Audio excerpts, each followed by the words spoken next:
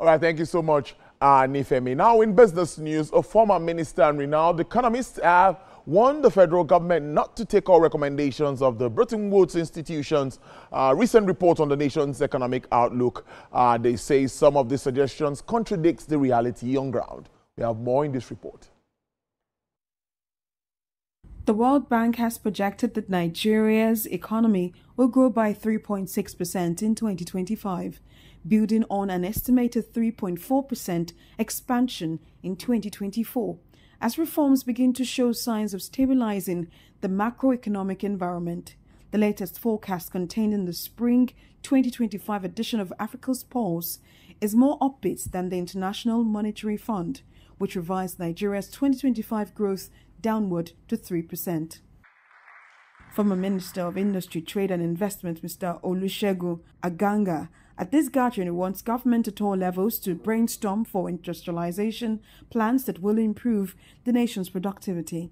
Our country, Nigeria itself, is navigating a complex landscape as a result of a recent and necessary reforms, persistent inflation, insecurity, higher levels of unemployment and poverty, and external economic pressures. If the reforms are well executed and complete, they could set a foundation for stronger economy and a brighter future for all of us. The Economists identified economic weaknesses, dependence on oil revenues, and national fragility as key barriers to meaningful poverty reduction. When you look at the exchange rate, you have to look at the supply and demand of that exchange rate. And when you look at the supply of that exchange rate, where is it coming from? It comes from sale of oil, so we need to produce more oil. But it should come from investment, which means that you need to have a strong, good, stable macroeconomic environment, right policies to attract investments into the country, to bring in more of the foreign income. But more importantly, you need non-oil exports. If you have the wherewithal to help others to be a better version of yourself, I think we should help them.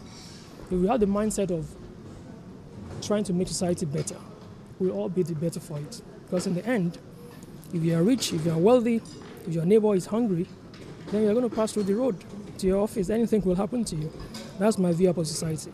And I think I was able to achieve that today. The proponents for the economy have spoken. There's so many nuggets we're able to get from here. And I think we'll be speaking to the media later to see some of the things that they've propounded and how the country can benefit from that. The panelists, however, noted that with proper implementation of the present economic reforms, Nigeria is poised to show strong economic outing in the next 3 to 5 years. Thank you very much. All right. The chairman will